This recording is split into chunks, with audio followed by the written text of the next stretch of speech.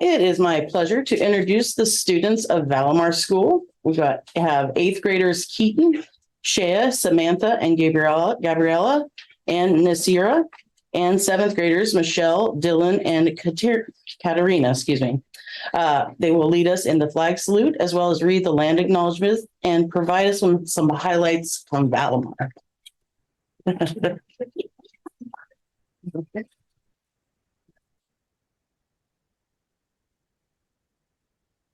Please rise for the pledge.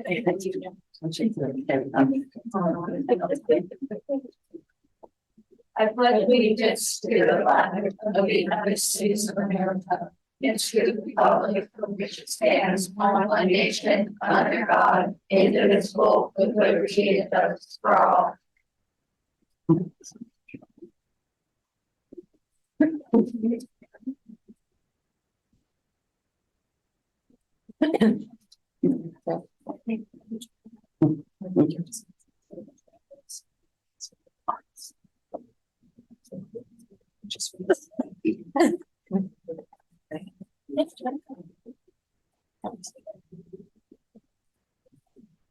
The Pacifica School District acknowledges that we gather on the unceded ancestral homeland of the Longfish Ohlone people.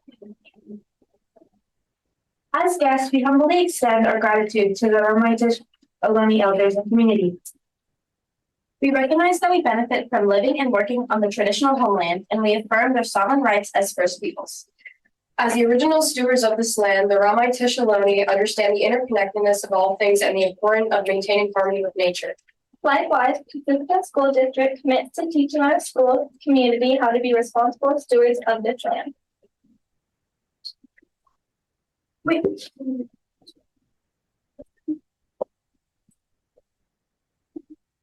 Hello, my name is Dylan and I'm a seventh grader at Valimar. I'm here to talk about the things I enjoy about journalism class. The journalism team's job is to make the yearbook and the news videos, which are released weekly. I made the intro for the videos and am also the anchor for some of the sections. I love editing and effects because it allows me to create things in my mind's eye. Thank you and goodbye.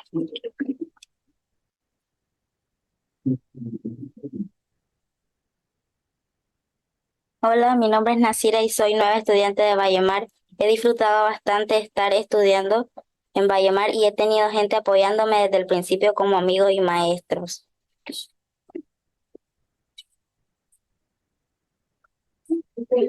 That's going to translate that for her. What she said was, my name is Nasira. I'm a new student at Valimar. I'm enjoying being here at Valimar. People have helped me a lot since I started school, and I really like my friends and teachers.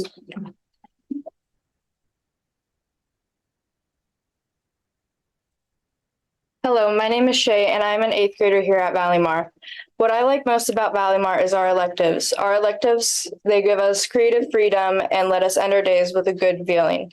Last year, I was in the art elective, although there was another teacher at the time.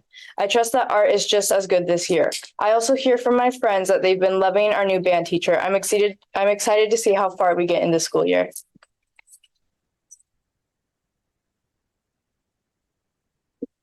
Hi, my name is Michelle and I'm in seventh grade. Something I like about Valimar are the electives. There are many options like band, study skills, journalism, La Garza, and more. They provide opportunities for students to explore their options.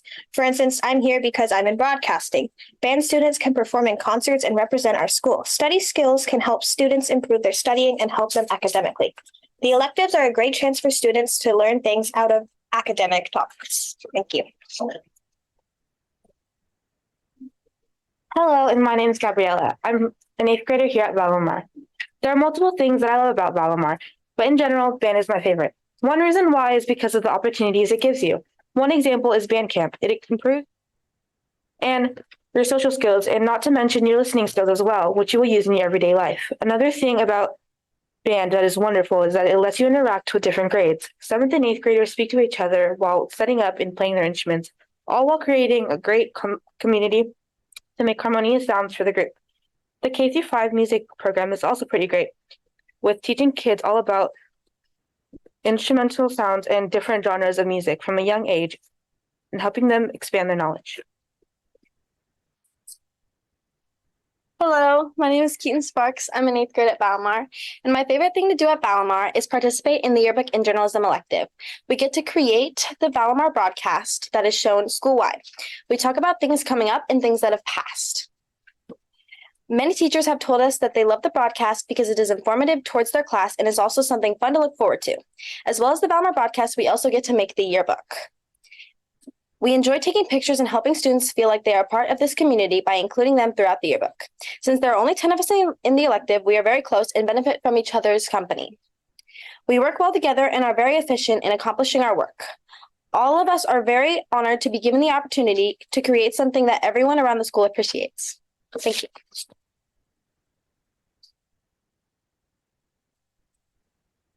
Hi, my name is Katarina and I'm in 7th grade. The main thing about Valimar that I like is the broadcasting and yearbook elective. It provides us with a hands-on experience with filming, editing, and audio. It also gives us a chance to write our own scripts and gives us background on writing dialogue. The yearbook part of the elective also lets us students design and have creative freedom with the yearbook, such as choosing a theme, title, and a lot of other fun things. I'm glad that we can have classes outside of academics and possibly help us later in life. Thank you for listening. Hi, I'm Samantha Lee, and I'm an eighth grader at Valimar. My favorite thing about Valimar is how welcoming it is to new students. Being one myself, I can confirm. When I came to Valimar in 6th grade, everyone was very kind, and the teachers helped me find new ways to approach problems and help me adjust to the new environment I wasn't used to. I made new friends quickly, and meeting so many friendly and caring people was a significant relief. Everyone was so amazingly nice. It shaped me to be the person I am today and taught me to treat people very welcoming and accept new students with open arms and hope to make them feel as welcome as I did when I joined the Valimar community.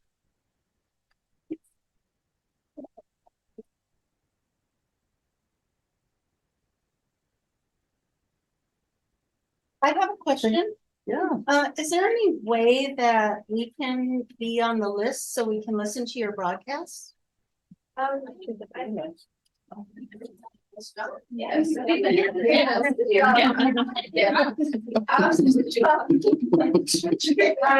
Normally I just send it out to the teachers and staff, but I also share the link on Pacifica so she can share it with whoever else you want to share. Thank you. Thank you, everybody. And thank you also to all the parents that are here for us today.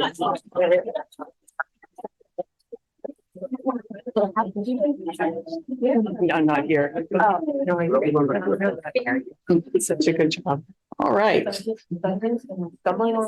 So, while we're clearing the room, Barbara, would you go ahead and help us out with the roll call?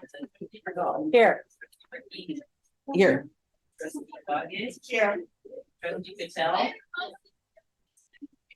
Here. Sorry, I can't hear very well. I couldn't hear very well. But here. Did you want to make a statement about? Yeah, Trustee Patel, if you can let us know if there's any 18-year-olds in your home right now. Yeah, there is someone over the age of 18. My husband, who's also a parent in Pacifica School District. That is the only other over 18 person other than myself. Okay, thank you. Trustee Villalobos. Here. All right, the district records the audio portion of the meetings. All recordings are kept in the superintendent's office for 30 days and are available during that time period for inspection by members of the public on district equipment without charge.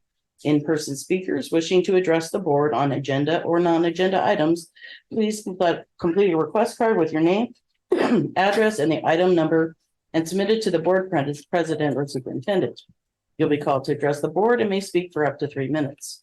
Virtual speakers, excuse me, wishing to address the board on agenda or non-agenda items, please submit your first and last name and agenda item you wish to speak on in the Q&A area of the webinar. Please do not submit comments or questions in the Q&A area. You'll be called to address the board. Your microphone will be unmuted and you'll be asked if you may speak for up to 3 minutes. Please note, the public is welcome to provide comment to the board. Remarks are limited to 3 minutes unless extended or limited by the board, the vote of a board. A maximum of 20 minutes unless extended by the board is allocated for each subject discussion. The Brown Act opening meeting regulations under the board must operate must operate, do not allow board members to comment or on non-agenda items or information you may bring up that are not on the agenda. Additionally, no action can be taken. However, the board may give direction to the staff following a comment. All right, approval of the agenda. This is an action item. Are there any questions regarding the agenda of October 2nd, 2023 regular board meeting? Any questions? Do I have a motion to approve the agenda? A motion to approve. Do I have a second? Barbara? Yes, so we're gonna do by roll call vote since trustee Patel is conferencing. Trustee Vidal, Yes. trustee Burkini, Yes. trustee Doggett, Yes. trustee Patel, Yes. trustee Villalobos. Yes. Motion passes 5-0. Thank you. The board met in closed session to discuss closed session items. A conference with legal counsel, anticipated litigation, significant exposure to litigation pursuant to Government Code 54956.9 of one potential case. Conference with labor negotiators, Government Code Section 54957.6, agencies that designated representative Superintendent Bernice Williams and Karen Resendez, Lozando Smith, employee organization CSCA. Also, a conference with labor negotiators, Government Code Section 54957.6 regarding negotiations with LSCA, and conference with labor negotiators, Government Code Section 54957.6, agency designated representative negotiations regarding Laguna Salada Management Association. The board did not take any action in closed section. All right, we're moving on to approval of the consent agenda. Before we go, Mhm. can we get somebody to, in the case that it's hard for me to hear you Yeah. because they're so loud. Thank you. The principal's coming. It's hard to hear. I know. Okay. Close the window. Was consent agenda. So all items on the consent agenda will be approved with one motion, which is not debatable and which requires a unanimous vote for passage. And if any member of the board, the superintendent, or the public so request, any item shall be removed from this section and placed in the regular order of business, following approval of the consent agenda. Are there any questions regarding the consent agenda? No. So, public, okay. Do I have a motion to approve the consent agenda? A motion to approve the consent agenda. Okay, second. I'll second. Oh, okay, Needy Patel, seconds. Trustee Vidal. Yes. Trustee Burkini, Yes. trustee Doggett, Yes. trustee Patel, Yes. trustee Villalobos. Yes. Motion passes 5-0. All right. So next we move on to superintendent special recognitions. Thank you. So this is always the fun part. Not move down this time. And actually, because we always have our backs to the board out.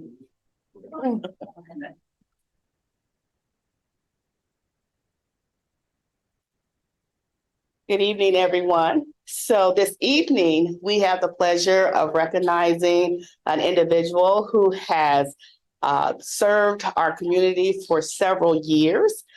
This individual has retired on September 29th, 2023, after working for the city of Pacifica doing children and childcare for 25 full years and many more as a part-time employee. Ms. Greta Hayes holds a child development site supervisor permit issued by the Commission on Teaching Credentialing. Ms. Hayes's impact at Valley Mar community is immeasurable. She has formed lasting relationships with staff members and always went above and beyond her job duties. She has served countless children and families in the after-school daycare program at Valley Mar and Cabrillo. In addition to being a Valley Mar child care coordinator, she was an active art volunteer at Cabrillo for 9 years when her son, AJ, attended. She was very, very involved. She's always been a very involved volunteer and a community partner. Art, field trip volunteer, classroom liaison, you name it, and she did it. Additionally, Ms. Hayes served as a Teamsters 865 shop steward while employed with the City of Pacifica. Shop stewards are leaders who enforce the contract, advocate for coworkers, and inspire solidarity among membership. The district as a whole has benefited from having Greta Hayes. We wish her a happy and deserved retirement. Do something fun. We want to thank her for her service and for making a positive difference in this world. Go, Ms. Hayes. So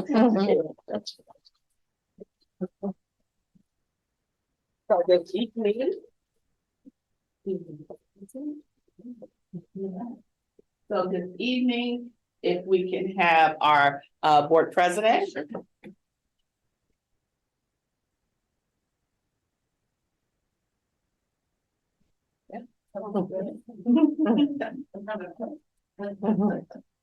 Come on down.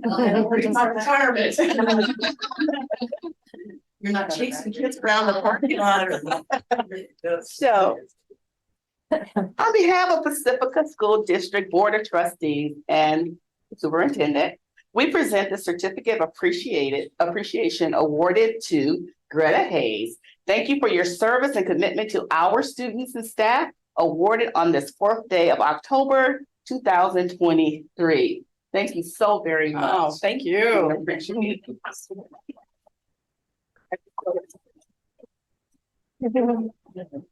It has been a joy to have served the children of Pacifica, both 18 years at Cabrillo and the last 7 here at Valleymar. Some people are just not cut out for an office job. God bless you if you are. Some of us thrive on the chaos. I'm doing okay in this first week. We'll see what happens, how much I miss it. So, but thank you very much. Thank you. Thank you so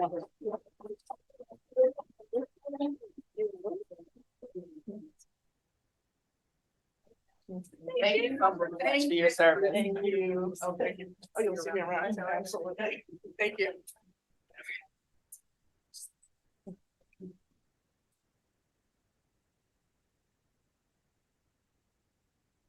That's a hard job. I watched all these years watching those people chase those kids. All right. Well, thank you. All right, communications. Speakers wishing to address the board. We first have LSCA. Good evening. LSEA and CSEA hosted a back to school social at Sharp Park last week. It was great to gather and see everyone in a casual setting. LSEA appreciated CTA Board of Directors member Greg Bonacorsi for joining us at the event as well. Over the past few weeks, I've had the pleasure of going around to each school site, speaking with certificated staff about their challenges and successes this year. Topics range from phonics to report cards to needing teacher-directed prep time.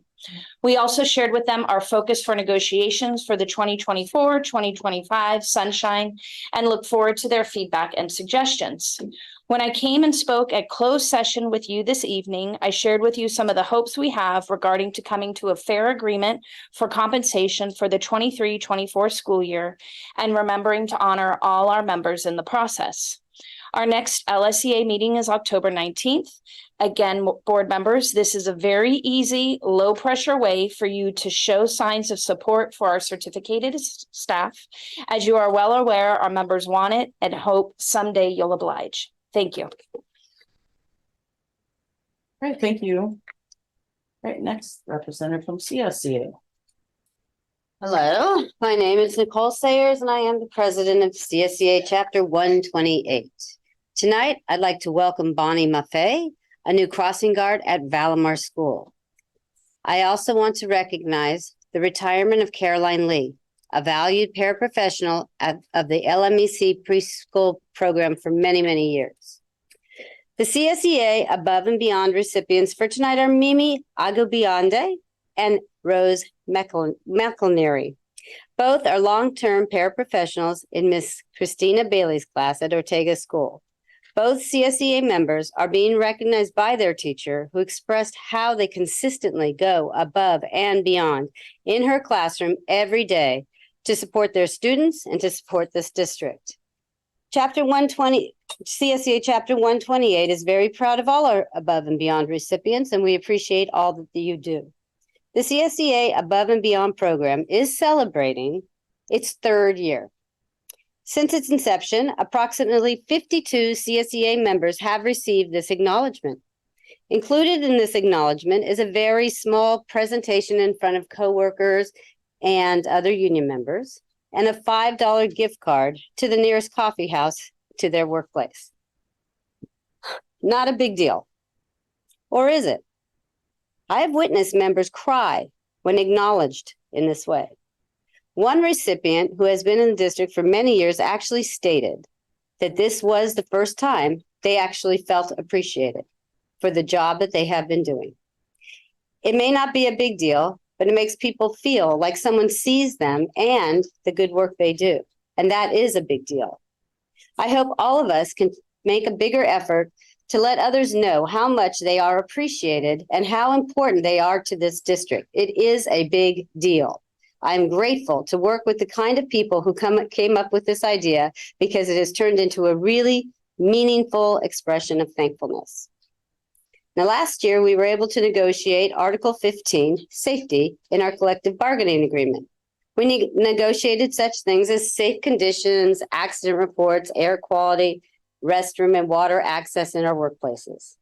So now we have a couple of safety issues that I did not think I had to negotiate, because I thought the district would understand that the safety of all staff in classrooms and our work sites would just be taken care of. First, I'd like to address that some of our classrooms simply do not have enough staff to keep everyone safe. In the classrooms I work in, the district said they were going to use a student to adult ratio. I'm still unsure of what the ratio is. Rather than a ratio, I wish that the district would have taken into account student behavior profile. Behavior profiles are different for each student and oftentimes may justify the need for additional staff in a classroom. The reason for the additional staff is to keep the adults and the students all safe emotionally and physically. As time goes on, the expectation is that the adults follow student behavior plans and that the difficult behaviors decrease. And this is when we may be able to fade some staff out. Currently, we need additional staff so that everyone feels safe. Secondly, some of our work sites are simply unsafe for members and the other staff who share their space with them. Some buildings have asbestos. When these floors crack and move, they become unsafe because the asbestos can get into the air, and when human beings breathe it in, it can cause serious health issues, including cancer. CSEA has reached out to the district on occasion to discuss how the issue will be dealt with, but we have not heard any updates so far.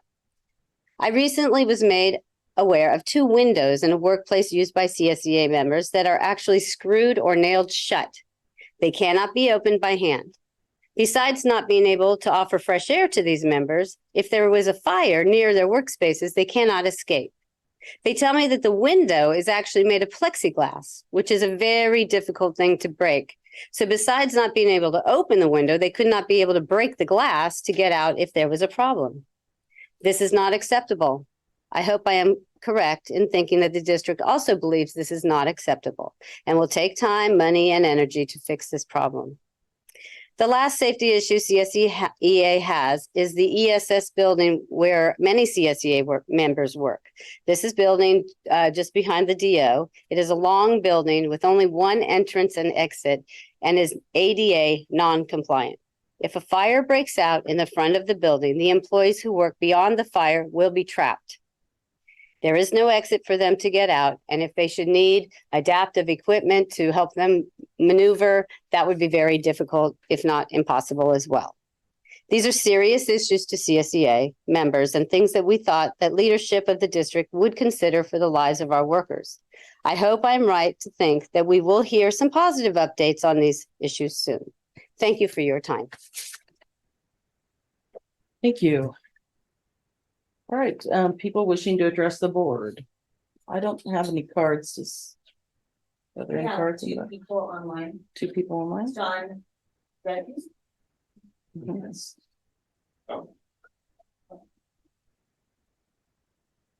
Okay, so we will go to the people online. Hello, First- can you hear me? Okay, Dawn. Hi, Reed. my name's Dawn Regi. I'm the parent of a 4th grader at Ortega Elementary, and I'm calling to speak about 2 items. The first item is construction at Ortega. We're really excited about the field that's scheduled to be complete in January. And our excitement is there, but we're also really struggling with the construction.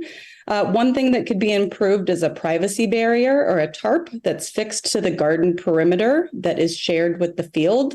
Our families fund garden science and a garden science teacher at Ortega and for students. And currently the view for students from the garden is of bulldozers. There's dust from the soil that blows in.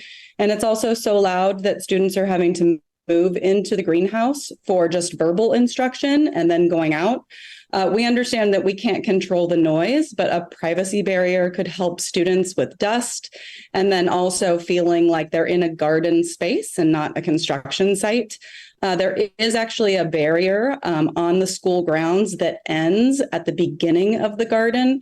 I'm not quite sure why it doesn't continue along the garden perimeter, but we're asking for the district to address that for our students. The second thing I wanted to talk about is just my continued disappointment in the district's ability to provide basic grounds attention at Ortega Elementary. We've been waiting since the beginning of the school year for district grounds management to address a variety of issues. There's a woody plant that could cause harm to a student if it's fallen upon in the front of the school. We have a perimeter fence that's 20 feet away from student classrooms that is absolutely lined with poison oak. And that is, again, 20 feet away from the 4th and 5th grade wing. There's also basic yard maintenance, like blowing the piles of pine needles that have piled up in the parking lot, removing broken branches from trees, our cypress trees along the walkway, and many other issues that I believe are just in the district notes. In past years, we've had parents and guardians and grandparents actually come to clear the paths to Ortega for the start of the school year. We had that happen this year, but the district needs to stop relying upon families to step in to do this basic systems work. The district needs to make sure that our students can access all parts of their campus safely. And I just wonder what it's going to take for these things like poison oak removal from a campus to happen. Again, our students can physically walk out of their classroom door and touch poison oak within 10 seconds. So I'm wondering if it needs, if it takes 120 students to get poison oak for the district systems and district management for buildings and grounds to start addressing these things. Please do better. Thank you. Next.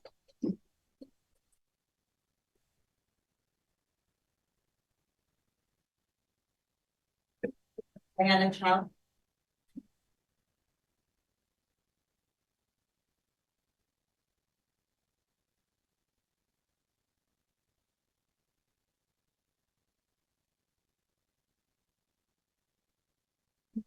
Diana Chow.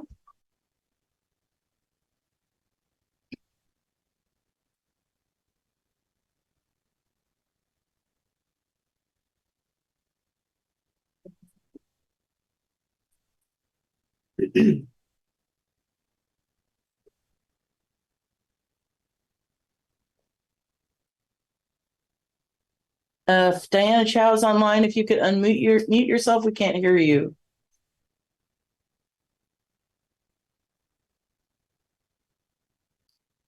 Maybe it was an accident. She put her hands up. Okay. Wanted to say. Okay. Any other speakers online? Put your name in the Q&A. Okay. All right. Then we will move on. First will be board correspondence. Does anyone have any correspondence this week or the last couple of weeks? I don't have. Anyone? Of correspondence? Yeah, correspondence. Why do I always get these? I don't know. We've kind of merged them Okay. differently in different years. Okay. All right, then, board superintendent communications. So just so you know, I've been really overwhelmed, but tomorrow I am going to be on a panel along with trustee Bill Lobos. It's going to be a dialogue about the impact of racism. It's going to be at IBL. I have flyers here that you guys can take back. I know it's late. I'm late getting flyers to you, but I hope that you guys will attend because I think it's really necessary for our community. So it's not a school event, but it's put on by the Pacifica Peace people, and it's going to be a panel and open discussion. And so I hope to see all of you there. Can you remind me what time it is? It's at 4 o'clock? It's at 6:30. Oh, 6:30. 6:30 at IBL. Well, doors open at 6:30, 7 to 8:30. So it's a short event. And we're just going to discuss the impact. Awesome. Thank you. Elizabeth? Okay, I and the entire community had the Fog Fest, which was a big success. The Ingrid B. Lacey Ocean Shore combination marching band marched in that, and the Valimar Cabrillo marched with the new band director. The guest bands were also Terra Nova, Jefferson High School, and Reardon High School. And this year, for the first time, they all gathered at Ingrid B. Lacey beforehand, and it was really fun for the kids to see each other getting ready and lining up and practicing before they went down to the beginning of the parade. And then they had a small concert at the end of the parade, again at Ingrid B. Lacey. So that was a lot of fun, and the whole town got to see them. Excuse me. I attended some meetings regarding the Ortega Field striping, and I think that's a go now. They've pretty much been finalizing that. I think the community will be happy with the different sports represented there. There was a HEART annual get together. HEART is the housing, low-income housing committee organization for San Mateo County. And they had a really nice get together with a lot of their fundraisers and their board there. And then I also attended the LSEA, CSEA social that was at the golf course, and that was very well attended, and it seemed like everyone had a good time. So thank you for the invite. Yeah. Can everybody hear? Oh, yeah. All right. I had my regular bi-weekly meeting with Dr. Williams. I took a communication walk with teacher Rachel Merlo. For transparency, she taught all of my children. And we talked about issues at IBL, and I listened. I visited Ortega's first day of their garden.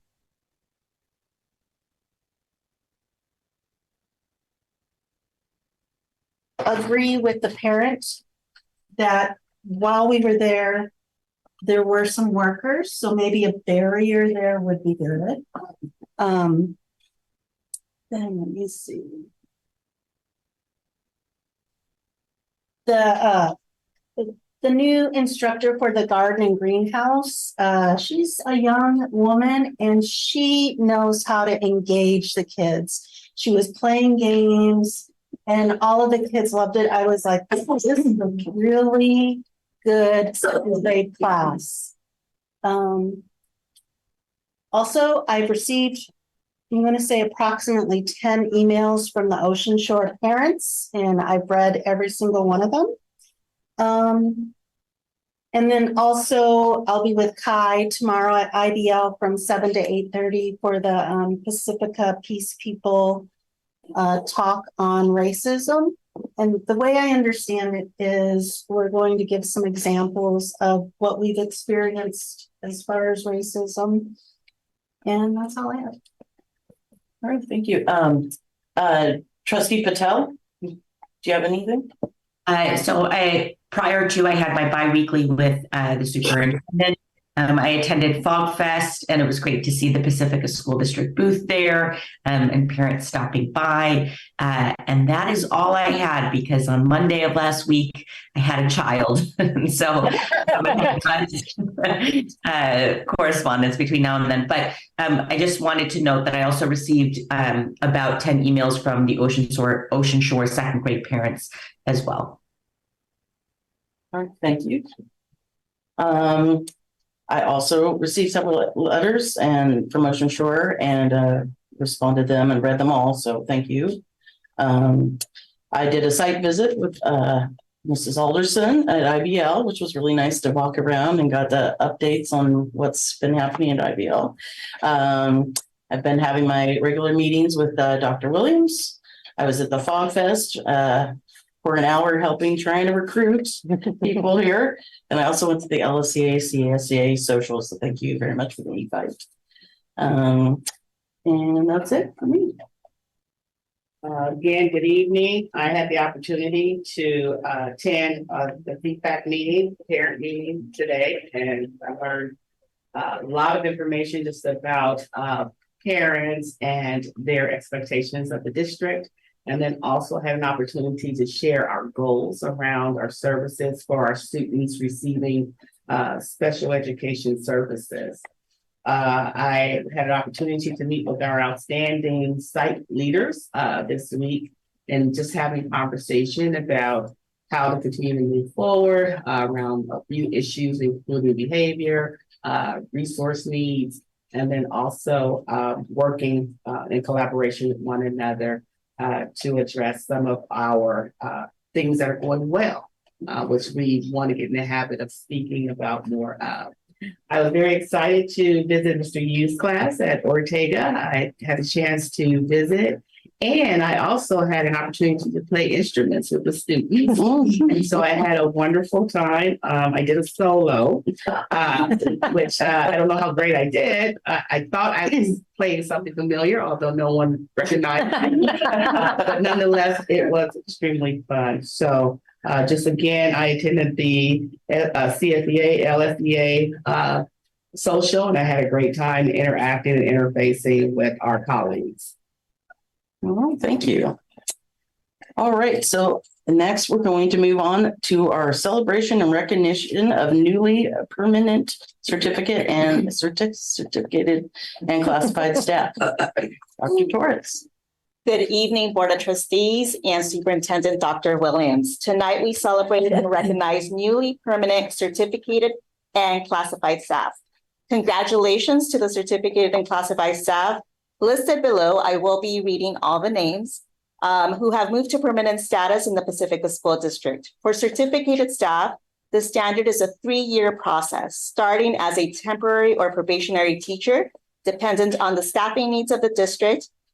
For the year of hiring, with the first day of the 3rd year, they become a fully certificated employee. For classified staff, the standard is a 6-month probationary period. Join me in congratulating the following employees. Under certificated, Gabriella Wiseman at Cabrillo, kindergarten teacher. Jessica Park, Ingrid B. Lacey, 6th grade English language arts and social science teacher.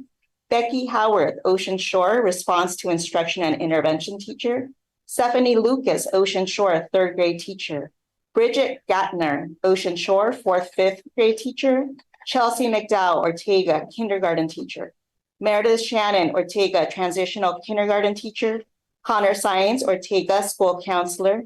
Stephanie Simons, Ortega, education specialist. Yi Diana Chow, Sunset Ridge, transitional kindergarten teacher. Stephanie May, Sunset Ridge, world language teacher. Morgan Mooney, Sunset Ridge, kindergarten teacher. Jay Stevens, Sunset Ridge, school counselor. Clara Sugarakis, Valimar, 5th grade teacher. For classified, Mary Larson, Cabrillo, paraprofessional. Diana Stella, Cabrillo, paraprofessional. Matthew Ines, Ingrid B. Lacey, paraprofessional, and he is with us today. So congratulations, Matthew. Pamela Martin, Ingrid B. Lacey, child nutrition cook. Adrienne Bulantini, Ingrid B. Lacey, paraprofessional. Sarah Stewart, Ocean Shore, paraprofessional. Marilupe Alcaide Fadi, Ocean Shore paraprofessional. Enid Zimmerman, Ocean Shore paraprofessional. Nicole Sims, Ortega, paraprofessional. Clara Bellinger, Ortega, paraprofessional. Christina Kashifarov, Ortega, paraprofessional. Leida Lopez, Ortega, custodian 2. Aaron Turley, District Office Groundskeeper. Zach Quigley, District Office Groundskeeper. Maralupe Alcade Fadi, District Office Van Driver. Julie Alceo, Valimar, Library Media Technician. Nancy Ochoa, Valimar, School Assistant. And Bonnie Mafe, Valimar, Paraprofessional. Congratulations. Right, thank you. All right, and let's see, Pacifica School District, congratulations. Staff who have moved from status. Okay, we've already done this. Enrollment. Oh, okay, sorry, enrollment and attendance. Mr. Barfeld. I'm still figuring out these little scripts. I only have 2 more meetings. Oh, Checking.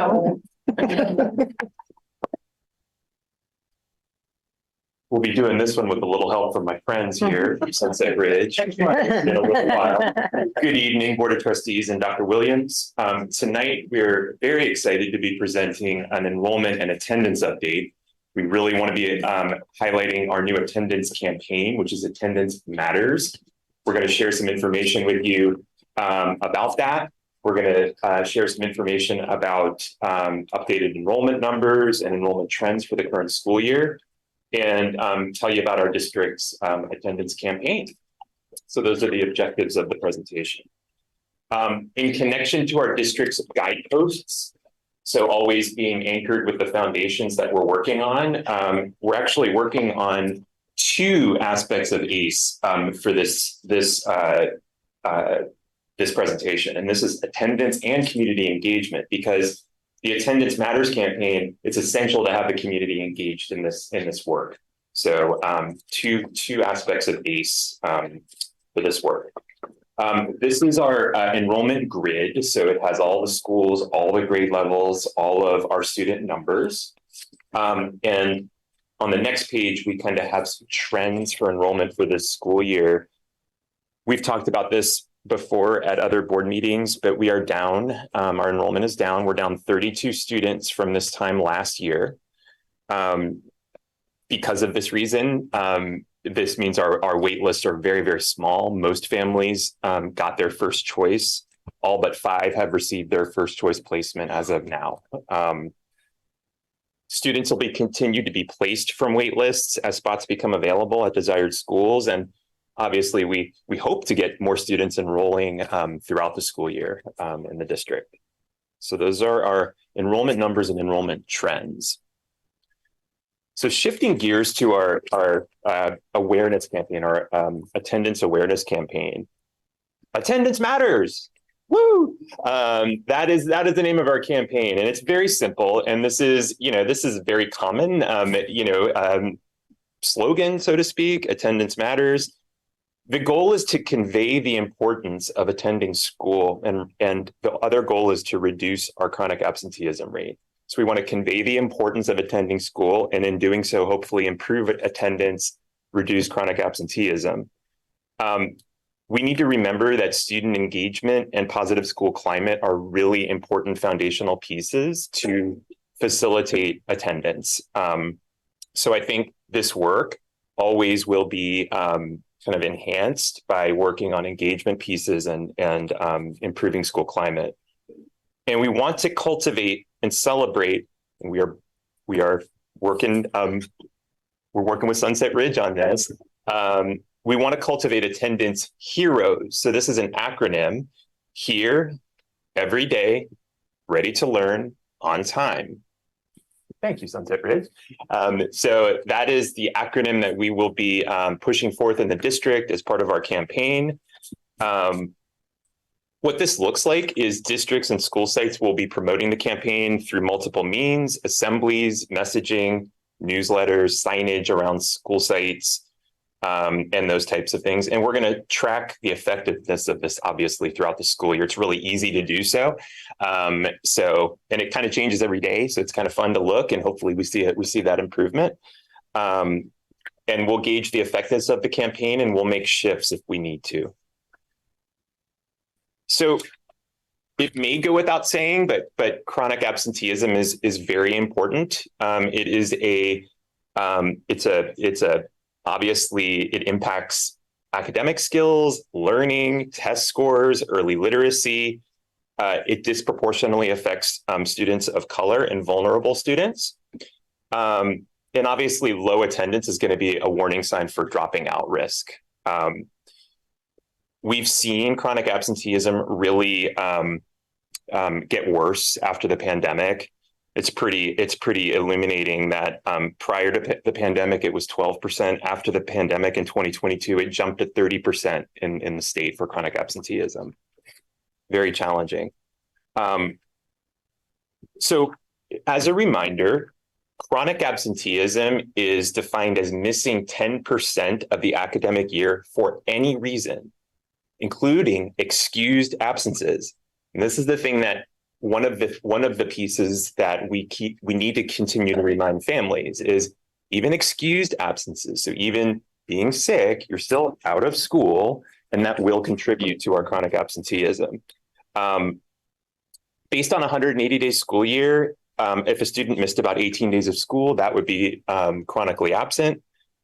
And our process for addressing this, so we have the campaign of awareness, and then our process is looking at data, attendance data, and digging deeper into that data and trying to notice kind of issues with the data or problems that we want to address.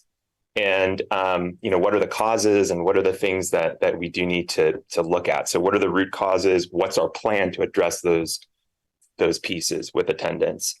And then, yes, develop and promoting schools' attendance campaigns.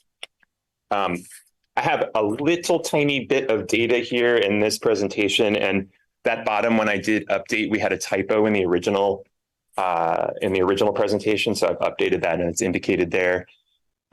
So overall district attendance, we want this number growing. We want it as close to 100% as possible. So you can see the 3-year comparison. 23-24 is obviously current. And we were only able to obtain chronic absentee data for 22-23. So we looked at that and compared it with where we are right now.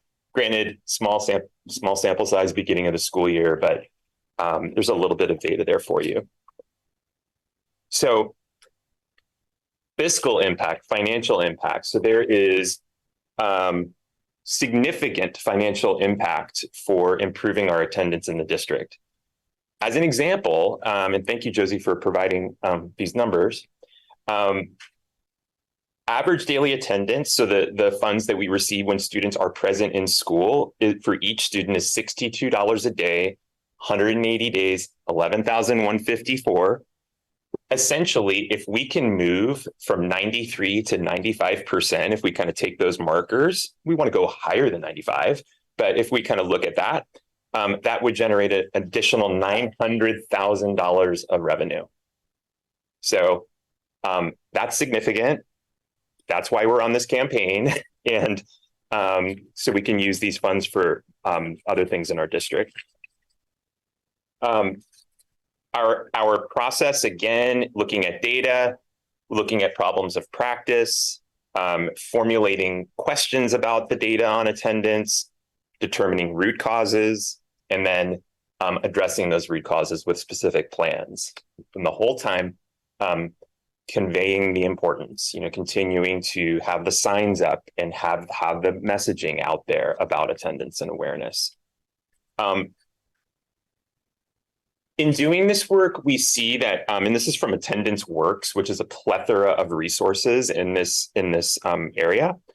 And we typically see these 4 categories for why students are absent.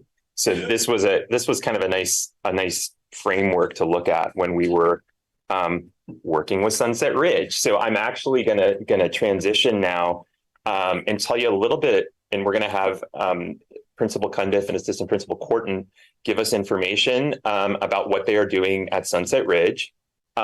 We engaged in a really intensive workshop with San Mateo County Office of Education, right kind of the tail end of last school year with Sunset Ridge. So we were looking at kind of the process that I just described, looking at data, root causes, and determining courses of action. The idea was this process we would extrapolate out and replicate at each of our school sites. It was a very, very interesting and illuminating process. And I'm going to have Principal Cundiff tell you a little bit more about that. So, I want to just start off by saying the reason we're looking at this is because the kids that are chronically absent, they tend to fall behind by third grade. And then research shows that they end up dropping out of high school because they're struggling. And they're not only struggling academically, but they're struggling with making friendships and maintaining friendships. And so we really want to, make sure that our kids are well, as Dr. Williams has talked about, right? Like we want to make sure that we're meeting the needs of our kids. So when we looked at root cause analysis, we talked about that parents think, oh, if my child's sick, and misses 18 days of school, it's okay because they were sick.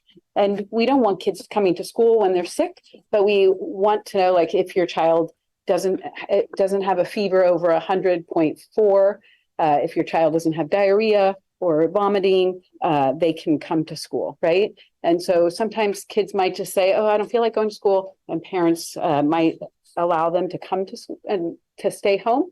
And we want to get the word out that impacts the kids, not necessarily in this year, but in their future. So we're really working on that. And then there's multiple reasons, right? There's mental health, there's housing insecurities, transportation issues, sickness. And so we just want to find out how we can support and help the families at Sunset Ridge. So I'm Tony, I'm the vice principal at Sunset Ridge. So we have been engaging families and kids with our attendance.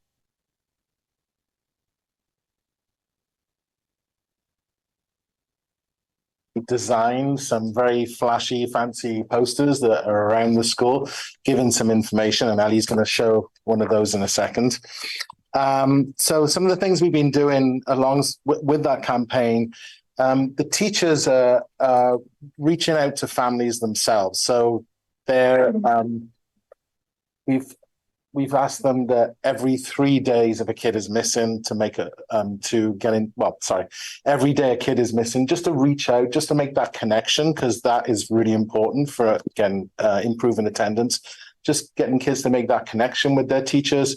And every 3 days, the teachers will reach out to me and say, hey, I've got a kid who's been missing for 3 days. And I will follow up and I'll make a phone call home as well. So we've been monitoring attendance very carefully. I look at attendance every day. I'm kind of obsessed with the data. It's fascinating to me. I just want to say that Sunset Ridge, compared to last year and the year before, our attendance is up considerably, and it's going up as well. So it's not all gloom and doom. Thanks for the clap. Appreciate that. We use the SST process, the student success team process. So I'm inviting families to come and chat with me, and we work out a plan and we talk about what are the reasons for attendance. And there are myriad reasons why families kids are absent from school. It's not a simple, they're sick, they don't want to come to school, or they've gone to Disneyland. It's many different things.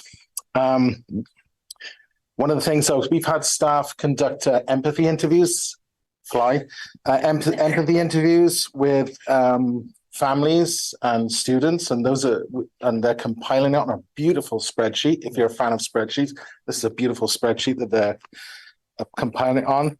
And we talk about data, and we share data. The parents are really interested in the data as well, because we share it every week on our family newsletters, and we have a weekly update. Like a percentage attendance this week is like 93.5, and they can see it's going up.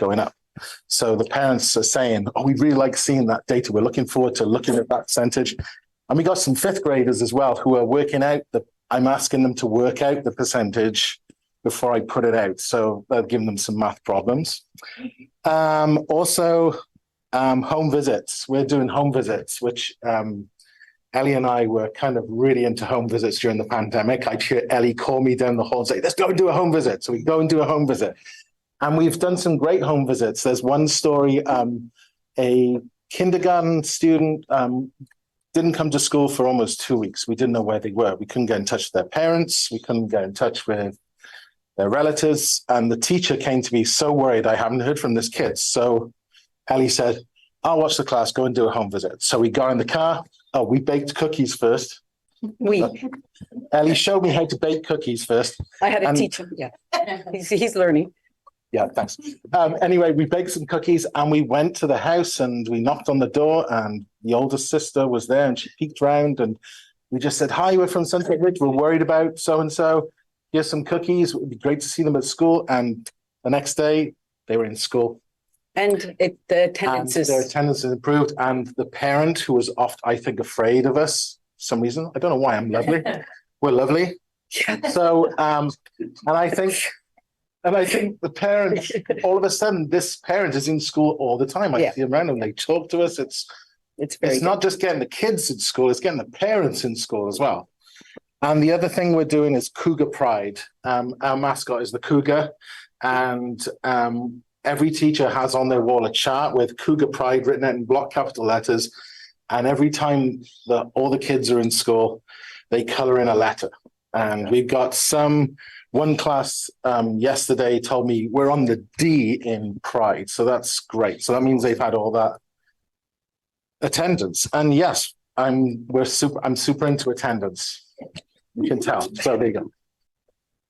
And then could somebody flip the slides a little? Oh, sorry. Next one. Next one. Sorry about that. Next one. There we go. So this is one of the signs that we have around school in a few different places.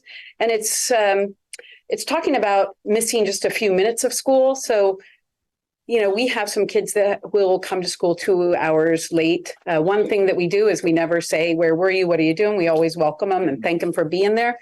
And it starts with Janine in the office and us in the hallways and teachers.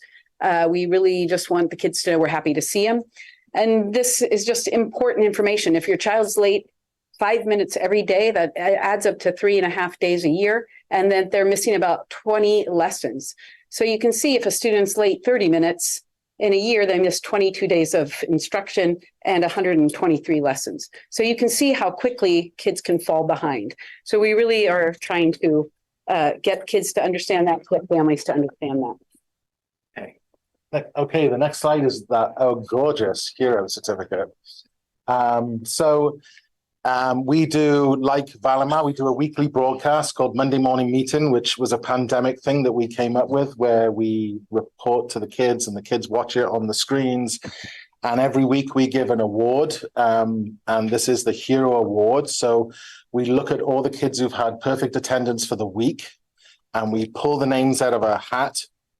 And we award this certificate. They don't only get that, they get us come to the classroom. That's a bonus. And also they get a ticket with a free popcorn. We have a snack shack on Wednesdays and the kids get a free popcorn as well for coming to school. And the kids are really excited when they get those certificates. Great. Yeah, if they're late, they talk to Mr. Courtney. Yes. All right. And then the last slide that we would just want to talk to you about is one of the things we want to do doing the empathy interviews is getting to hear all voices. So we want to do parent empathy interviews. We started with our 5th grade and talking to them to find out, what are things that bring them to school, what makes them excited about learning, and reasons why they miss school, right? So we talked about making it a warm, welcoming environment, and I will say I had to learn the hard way, probably 10 years ago. We had a student was late all the time. I was in his classroom. He came in late And the first thing the teacher is like, go back to the office to get a late pass, right? And so now he's later and he's going slower, right? And so at that moment I realized, oh, like we have to say, thanks for coming. We'll take care of it, right? Like, and get them in and get them learning and making sure they feel welcome. You want me to? Yeah. So we're recognizing good or improved attendance. So just a couple weeks ago, Tony and I looked at who were the severely chronic kids last year, and we looked at the list for this year. And if those kids were not on the list, we went and gave them a certificate. We're calling home to let the parents know, hey, your kid's attendance has improved. Thank you very much.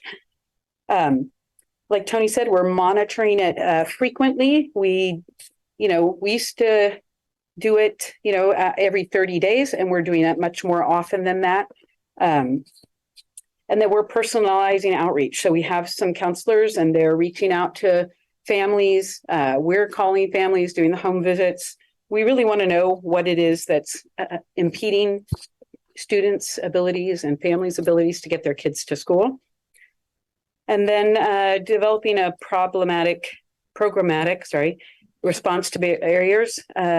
So using the data that we get to look at how we can support kids getting to school and engaging families in that process. And we started doing that at the end of last year. And some of the ideas that we're using now are from some of the parents that shared what they had seen at other schools or at their schools. So it's been a great process to go and look at what the root causes are, come up with some plans, and then keep monitoring it. And another thing we're doing, we have a makerspace, and I was focusing on those kids who were just tardy, constantly tardy. And I reached out to families and said, hey, we have a makerspace. If you want to get them here by 7:30 in the morning, they can come and make things in the makerspace. And those kids are now coming to school at 7:30 and they're on time. So, yeah, so that's 7:30 to 8:30. Yeah. Right. Thank you so much, Sunset Ridge team. Questions or comments from the board? Just want to say excellent work. And I know we all have a soft spot in my heart because that's where my daughter when we first moved to California, Sunset Ridge is her home. So just excellent work. Thank you.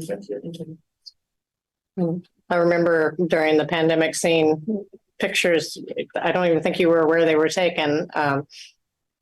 Miss kind of reading stories outside of kids' windows at their house. So visiting the homes and reading them stories through the window. I just want to thank you for the presentation, and I love the home visit idea.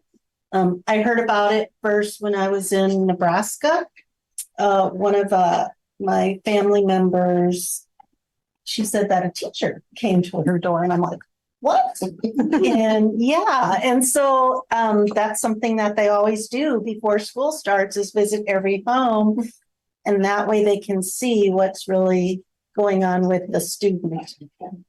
So I love that. And then also where I work when I'm not here, I think it was 37 days so that we're in when I read this. And so if your child has already missed over 3 to 4 days, they're already in that 10 percentile. Right. And we're only, Yeah, those are the kids we're getting because we want to catch them early so that, by the time they get 18, it's too late. Right? Yes. So we're trying to catch them early so we can have it impact. Meeting. Yeah. Then also, I just wanted to thank you for putting down how it impacts, our budget too. So if every child just comes a little bit more, not when they're sick, but it could make a difference. Big difference. In the services that we offer the kids too, or the teachers, or just school district in general. So thank you. Trustee Patel. Yeah, just to echo the sentiment, thank you for the presentation and Mr. Barfield for the overall approach. I have a couple of quick questions. What grades are we seeing the chronic absenteeism most prevalent in? At Sunset Ridge, it's 1st and 4th grade, and it's been like that for the last 2 years. District wide, let me look at that, Trustee Patel, and I can get you that information. Okay, great. Because it would be interesting to see if it's like, you see reports statewide that it's usually the kindergartner, it's those early grades that seem to have the largest concerns. And it would be interesting to understand if that's also the case with us. The second question I have is, given that you mentioned that this is a statewide problem, and even in San Mateo, chronic absenteeism, I saw a report is around 20%, similar to us in our district. What other options are there? Let's say if a parent does feel like their child needs to stay home because of illness or what have you for multiple days, are there opportunities to give them access to some sort of virtual education or something that would still continue their learning, even if it's not officially counted in our records, but still to create a continuation of learning? Are there any options where a child can be home if they are ill and still get some form of education? Has a 504 and has medical concerns. So there was a close contact in her class. And so the mom chose to keep her home for 5 days. So we did an independent study because we knew it was going to be over 5 days. So there are some options. If we have, if we get a bit of information beforehand so that we can get the contract and everything signed before. If a student goes out and they are out 5 days, we can't do the independent contract after the fact. And that's just if they have a 504 plan? If the parents know, I think this student, the mom is very cautious. And so we have the 504 plan. But if a parent knew that their child was going to be out, we could do an independent study. If the kids are out more than 2 days, we do send homework home so the parents could come back and pick up homework. So there's communication. Yeah, there's, right? Yeah. And Mr. Breckfield, is this something that's district wide, that we have certain policies that we can encourage more support for students who may be out for multiple days? I think that this would be something that we would work with each individual school site on. I would first want to see what practice is being implemented across, the different school sites. And so we can be consistent in what that approach is. Great. Yeah, I think it would be great to understand what practices exist across each of the school sites for that. Thank you. All right. Thank you. And I reiterate everything everyone said. This is great. A great program. Like the more we can get the kids in the class is beneficial to everyone. So thank you very much. I have a follow-up question, kind of to Needy there, but if we're giving independent study to kids who are missing 5 days, would it be helpful if it's in our policies, if it's like 3 days? And I'm only thinking that because I remember one time we were on vacation and my kids couldn't go on independent study because we weren't missing the whole 5 days. And so I was just wondering if that would be helpful to the family, to the kids, if we looked at that. We could look at that board policy, an independent study. We could look at that definitely and come back with more information. Absolutely. One more question. If they do independent study, do we get the financial aspect, or is that just the educational aspect? Do we get credit for those days? If the parents return the work that's given to them, right? So it goes in as an incomplete independent study. And then once the student returns to school and they show their work and the teacher signs off that the work was done, then it goes into as a completed, and then we get the. Okay.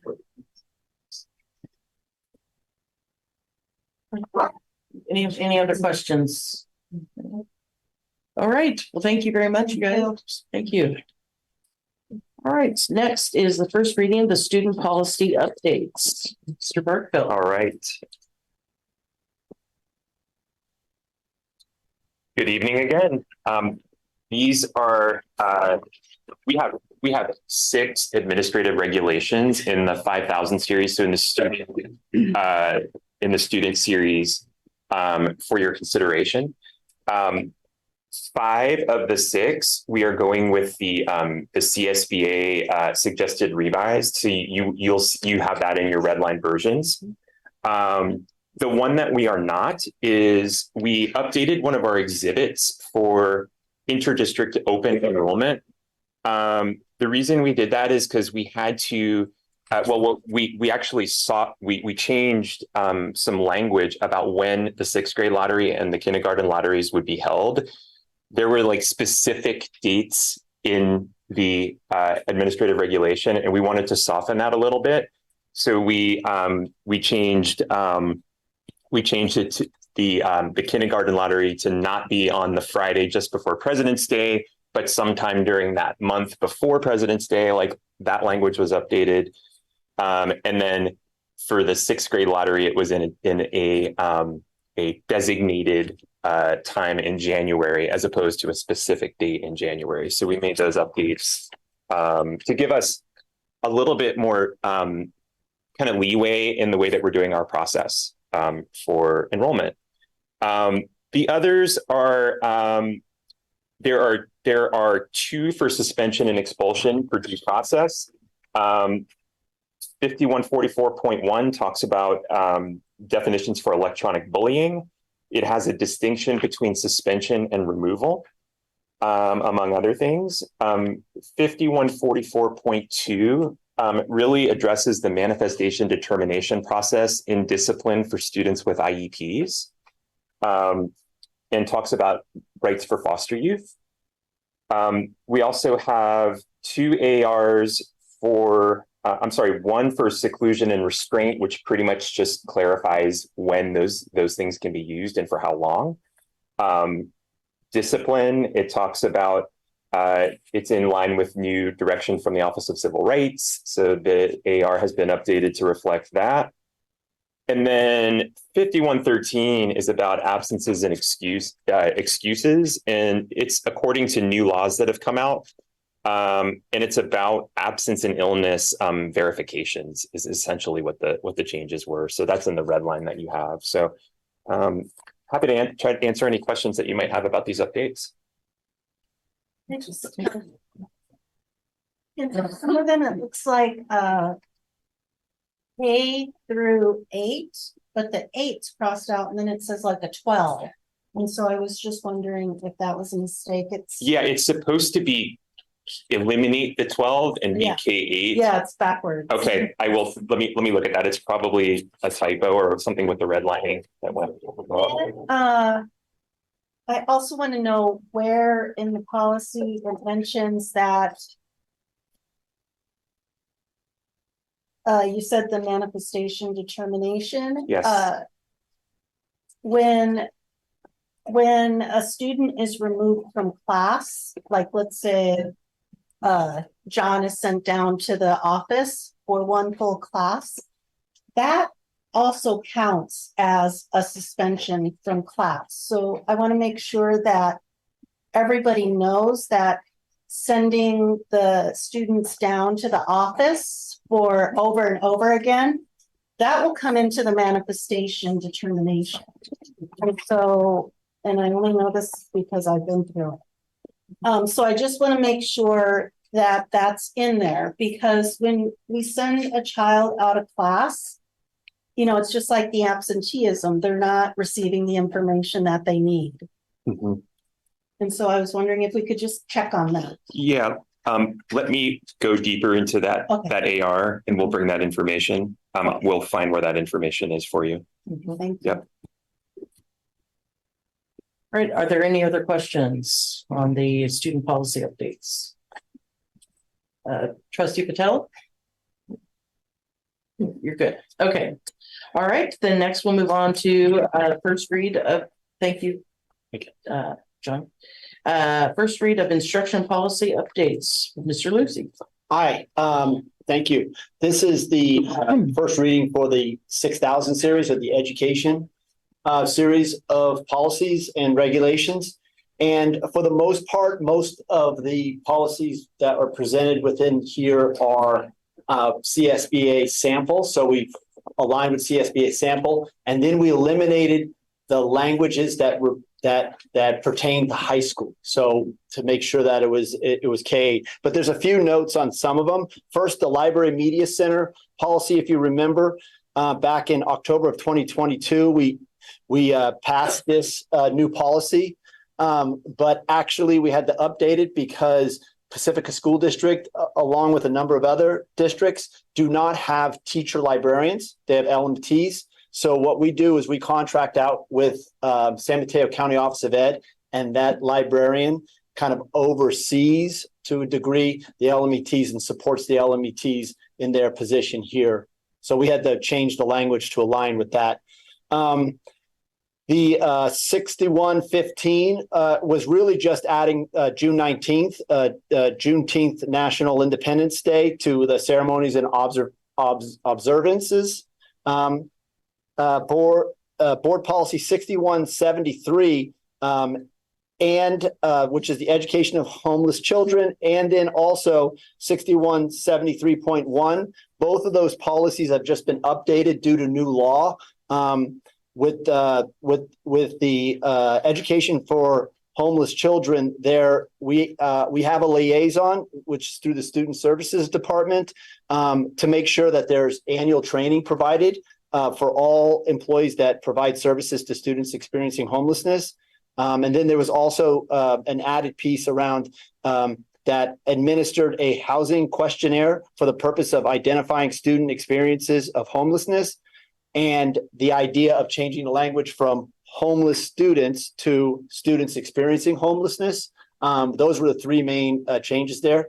The good news is that we are ahead of these policies. We've already made these changes within our own district. Nicole Ortega does a wonderful job, and Student Services, John, does a wonderful job in making sure that they're aligned. They attend all the district and county meetings and even the state meetings around these changes, because this policy is constantly changing. These policies laws are changing that are affecting the policies, and they're keeping up to date. I did want to note that the education for foster youth, the 6173.1, that alignment to the definition of school of origin and the right for those for foster youth to be to have to be able to attend their school of origin, and that no policy should block them from doing that.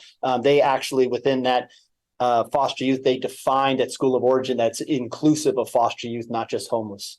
And then the last policy, the 6177 policy, the Summer Learning Opportunity our ELOP program, which provided 9-hour days for our unduplicated pupils, and then also summer programs. We just the CSBA sample just puts in language that connects that to ours, because we traditionally haven't been required to provide summer school. But we do provide it within the recommendations around ELOP and that grant. So that was just language change for that purpose. Any questions? Are there any questions? Trustee Patel? No? All right, thank you. All right.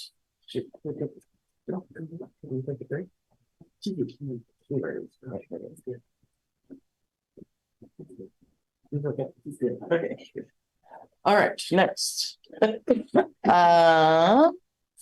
First reading of policy updates 000S and 9000s. Dr. Williams.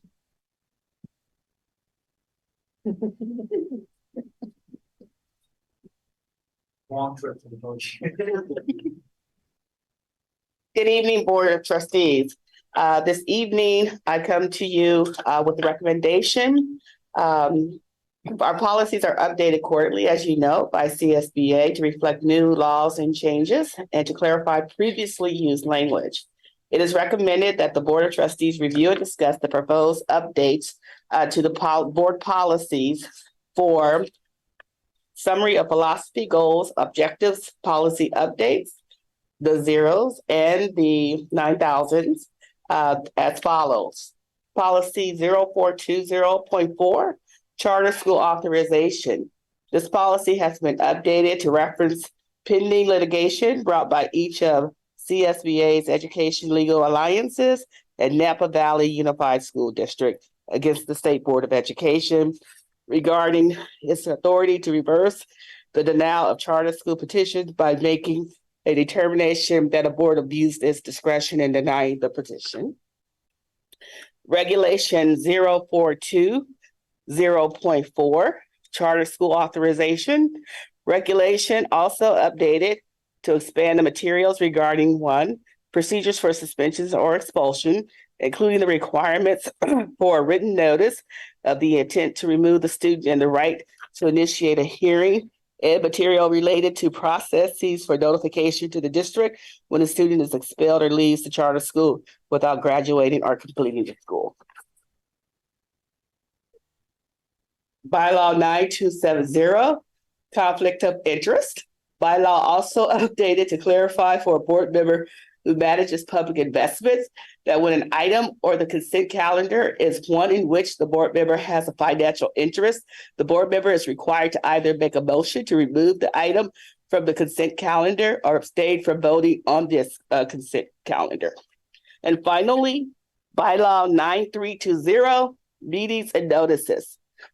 Updates reflect new laws and include requirement to maintain procedures related to notification and receipt of resolution of requests for accommodation for individuals with disabilities, procedures for teleconferencing during a personal emergency and teleconferencing for just cause, procedures to comply with the Brown Act, much like we see this evening, distributed materials to boards after posting of agenda and outside the regular business hours in reference to expiration of the California COVID-19 state of emergency to clarify the use of teleconferencing during a proclaimed state of emergency until January 1st, 2024.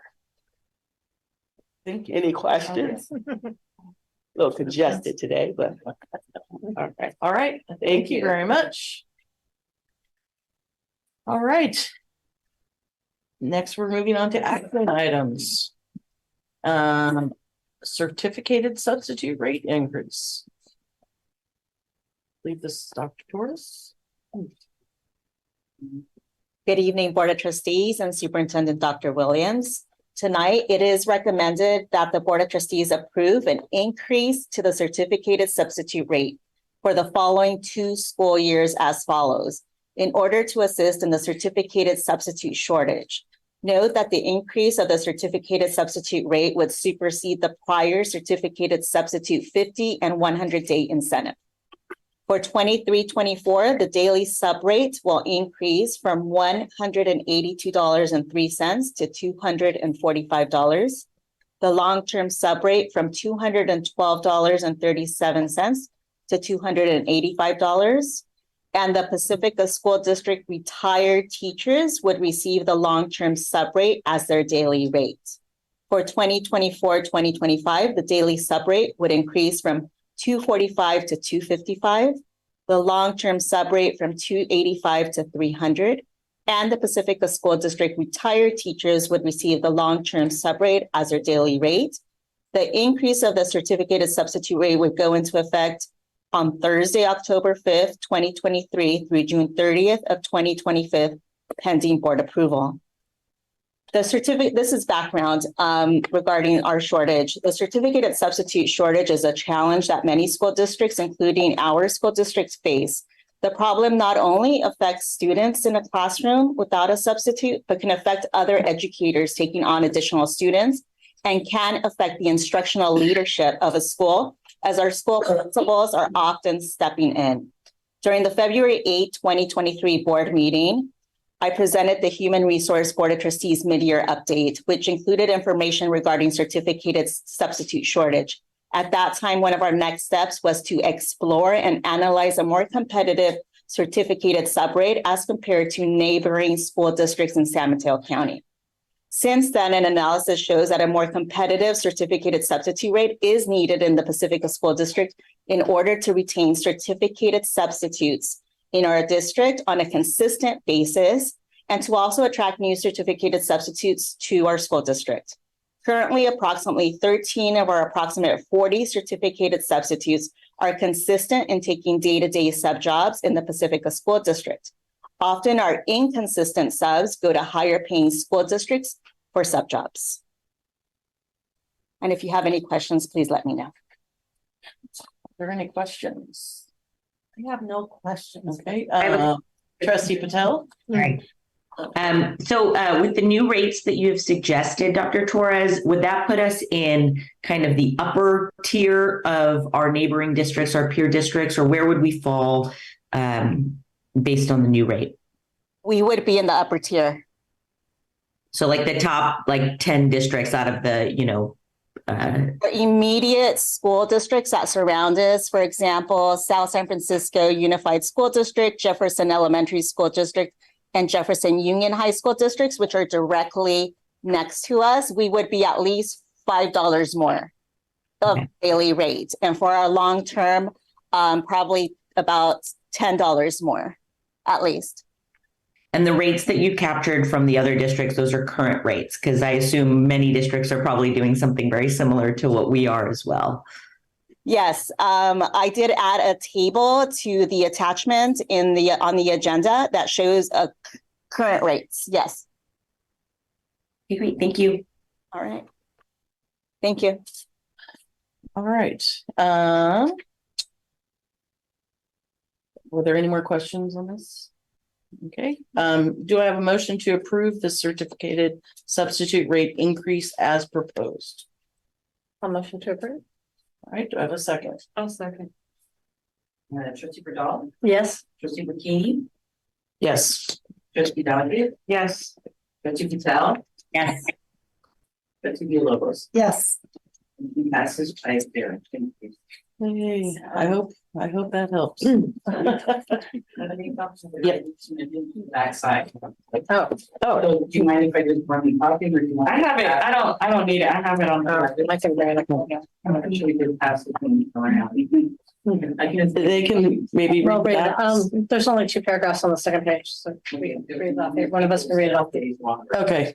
All right. So. We've got it on our screen. Yeah. Okay. We'll get it.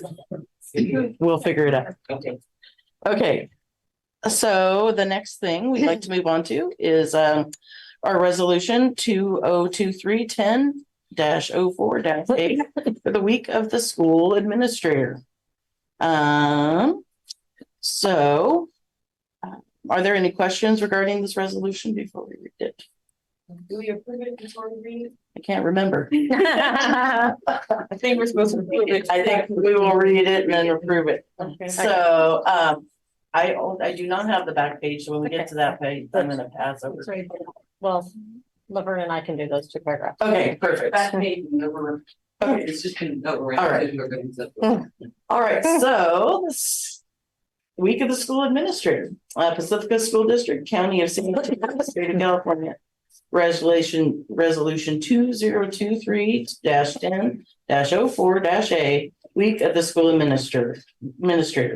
Whereas leadership matters for the Pacifica School District and the students we serve every day. The strong leadership, resilience, flexibility, problem solving, and hard work of administrators supports the ongoing learning of all students and staff. We'll go here and then we'll go back over. Whereas the title school administrator is a board term used to define many educators, the education leadership posts, superintendents, directors, principals, assistant principals, special education leaders, school business officials, classified educational leaders, including food service, bond, facilities, and instructional technology directors. And whereas School administrators are passionate, lifelong learners who embrace a growth mindset and who believe in the value of equitable, quality public education. And whereas school administrators have reimagined their roles to meet the aftermath challenges of the post-pandemic by working alongside their staffs to support them by focusing on student attendance, sharing mental health resources, engaging in learning-focused discussion and feedback, and continue to implement health and safety guidelines and adjusting as guidelines or needs change. And whereas administrators are lead learners who work hard to stay focused on improving instruction for students by attending professional development alongside their staff, collaborating with their colleagues to share best practices, and supporting staff so they can focus on teaching and learning. And Whereas school administrators understand the importance of family engagement in a student's success and partner with teachers to provide parent support and serve on a wide variety of district committees, including District English Learner Advisory Committee and Special Education Parent Advisory Committee. And whereas school leaders team with parents, volunteers, community partners, and staff to meet the needs of our students and families and promote ongoing student achievement and school success, serving as an example of public service and pride in our community. And whereas most school leaders began their career as teachers with the advantage or average educational leaders serving in public education for more than a decade, most of California's superintendents have served in education for more than 20 years. Such experience is beneficial in their work to effectively and efficiently lead public education and improve student achievement. And whereas research shows great schools are led by great principals and great districts are led by great superintendents. These site leaders are supported by extensive administrative networks throughout the county and state. And whereas the state of California has declared the week of October 8th through 14th, 2023, as the week of the school administrator for Education Code 44015.1. And whereas the future of California's public education system and the more than 6 million students it serves depends upon the quality of its leadership. And now, therefore, be it resolved that the Board of Trustees strongly encourages all members of the district community to join us in personally expressing appreciation to our school leaders for their dedication and commitment to the students, families, and staff of the Pacifica School District. Do I have a motion to approve Resolution 2023-10-04-A, the week of the school administrator? Motion. And a second? Yes, I All right, Barbara. Trustee Rizal. yes. Trustee Christine. Yes. Trustee Doggett. yes. Trustee Patel. Yes. yes, Passes by 0. Administrator. This one doesn't have. Oh. this one doesn't. Okay, this doesn't have a back either. Back either. You have it on the screen. But I have it Okay. on my screen. I have it on my screen too. Okay, how many lines do we have on the other back? Uh, All right, next is our resolution 2023-10-04-B, Indigenous Peoples' Day. All right. Board of Trustees, Pacifica School District, County of San Mateo, State of California, resolution number 2023-10-04-B, Indigenous Peoples' Day.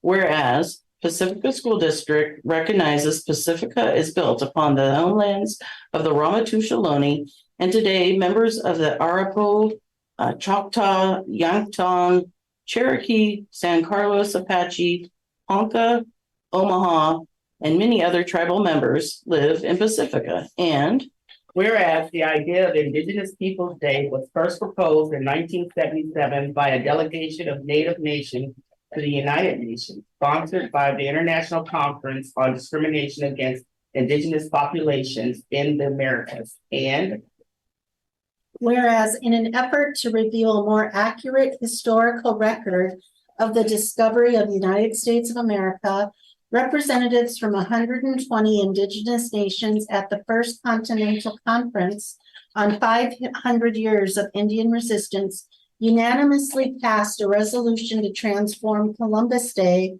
into an occasion to recognize the contributions of indigenous people despite enormous efforts against Native nations. And whereas Indigenous Peoples' Day is a holiday celebrated on the second Monday of October in the United States, Indigenous Peoples' Day at its core aims to celebrate and honor the past, present, and futures of Native peoples throughout the United States and acknowledges the legacy of colonialism, which has devastated Indigenous communities historically and continues to negatively impact them today.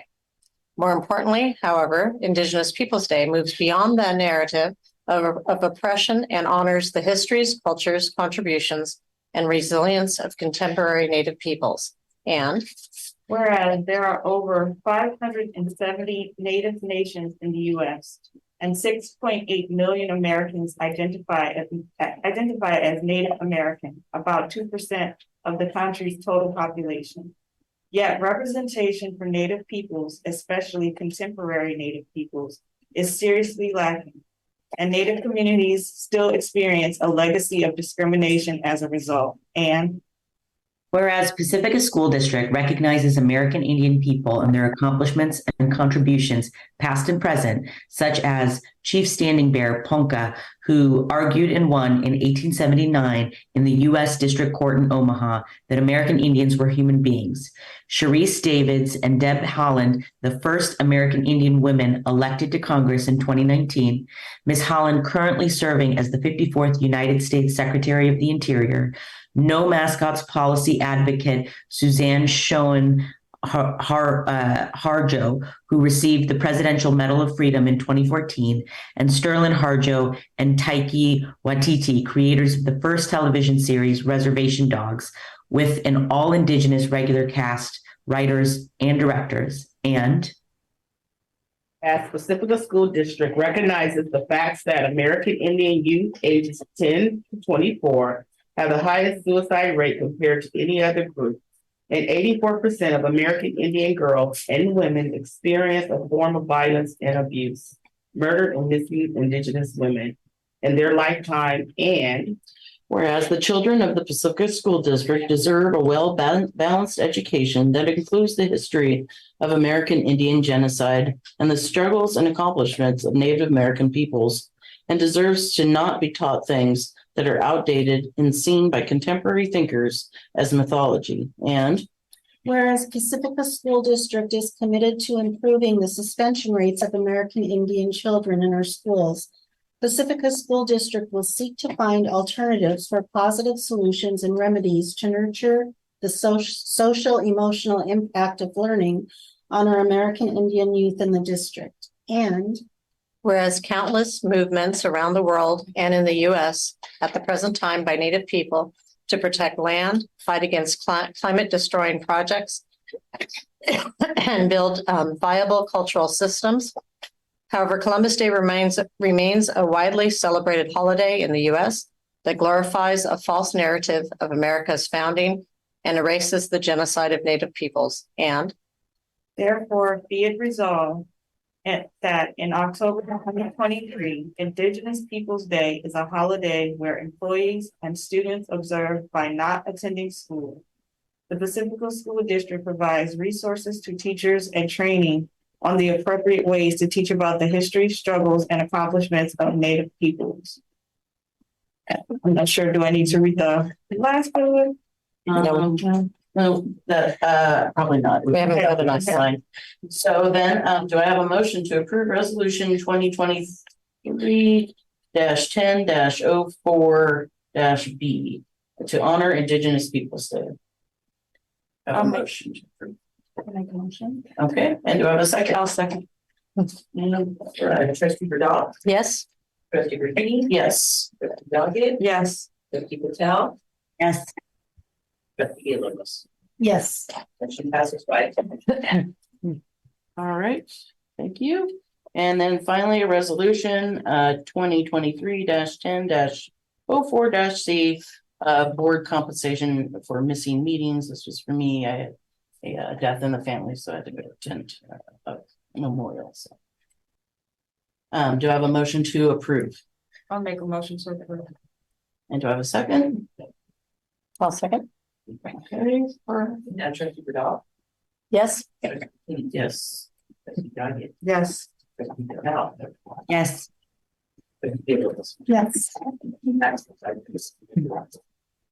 All right, so finally, Board of Trustees and Superintendent recap and any future agenda items. Do you have any questions, thoughts? I have one quick Yes, Trustee Patel.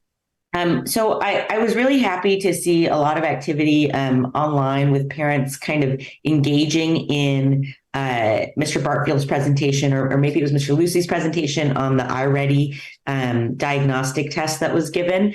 And there was a lot of maybe misunderstanding because that diagnostic test was given at the beginning of the year. A lot of students don't show as on grade level because they haven't yet done the grade in full. And so it just occurred to me that there might be an opportunity for the district to provide more education and awareness to parents, because there was a little bit of shock and concern, understandably, around those numbers, but just to make sure that we're communicating, you know, how this test works, what the expectations are of the district, and the plans to kind of follow through with any concerns that may come up. That's all.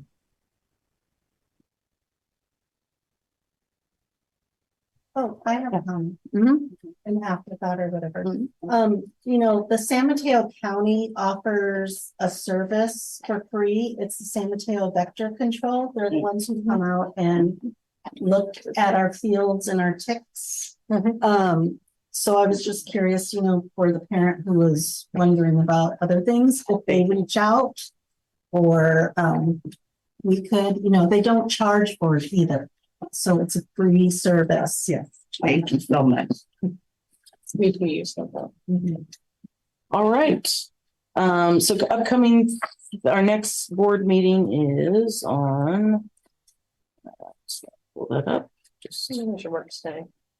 when is our next board meeting? The 25th of October. So that'll be our next one, and we have an ad hoc work study on the 16th, Monday. So make sure that everyone knows about that. And you know, if there's no other comments, we'll adjourn at 7:44. I have the flyers here. If anyone wants Yes, them. Oh, yeah. Yeah. I have a virtual one from Mary Beer. Yeah.